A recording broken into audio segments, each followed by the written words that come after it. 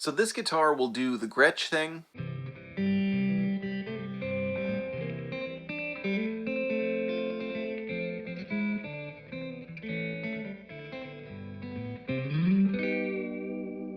This guitar will do the rock thing.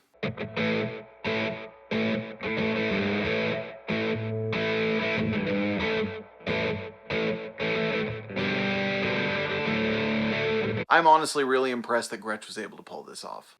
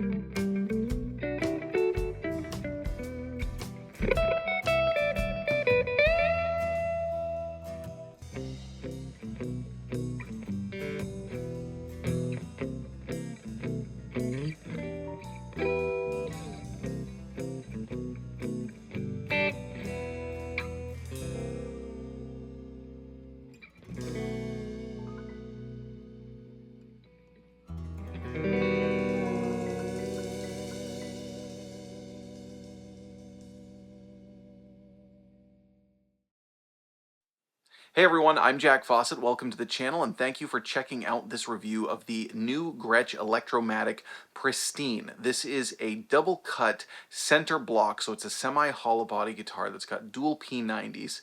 And this is a really great guitar. I'm very excited to have this one to be able to bring this review to you. That is through Sweetwater. This is a sponsored review, but not by Gretsch. This is all through Sweetwater. If you want to support that, hey, do your gear shopping through the link below, whether you buy this guitar or anything else through that link. Sweetwater gets a sale, I get a little commission, you get cool gear, and we all win in the end.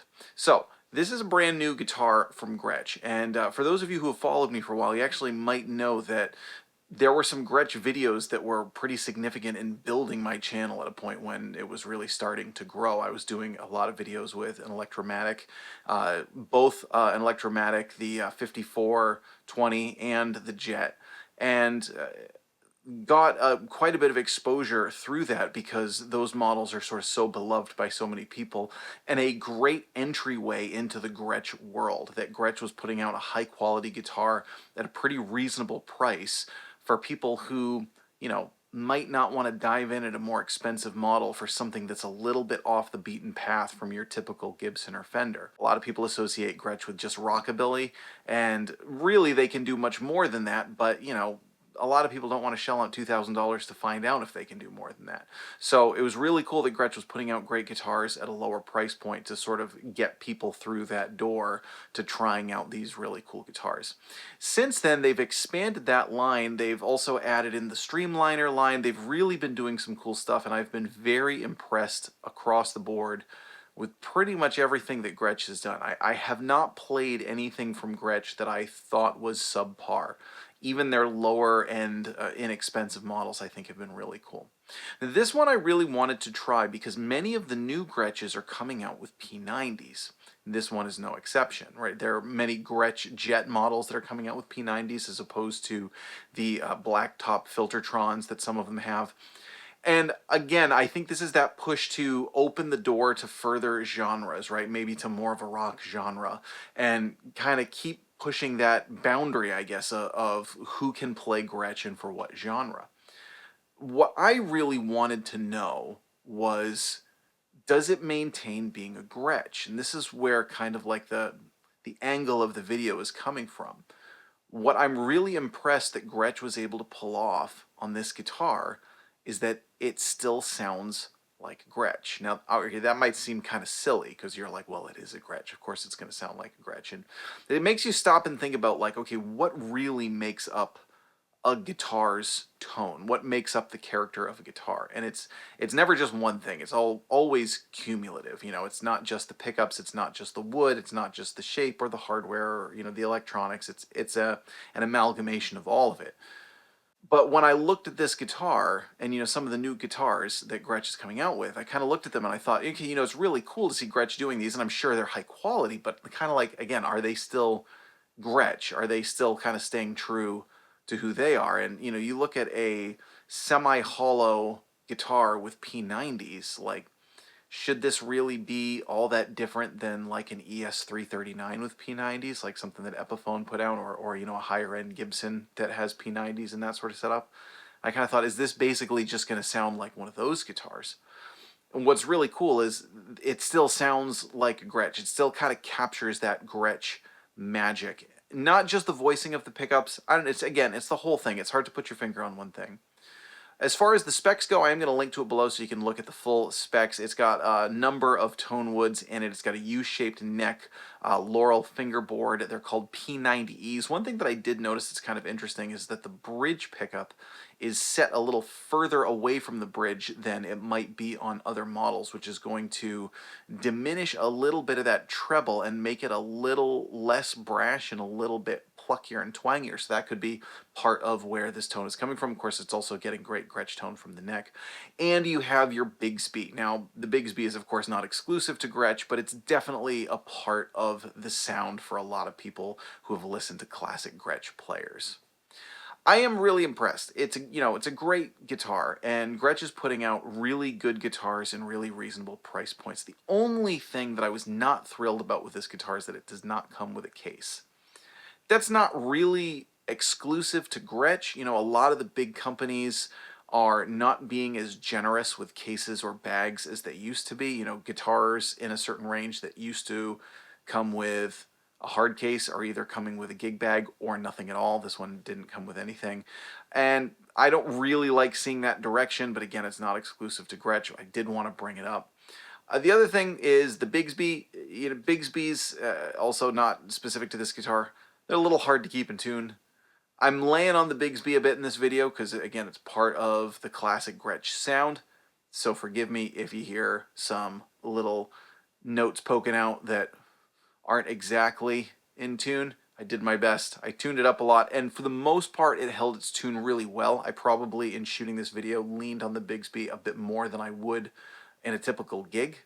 And I just got it recently. You know, it just kind of came in, and it's got the stock strings on it and everything, and certainly set it up and tuned it and kind of worked out the strings a little bit, but it hasn't had a full kind of go through. So that's the only caveats of this guitar.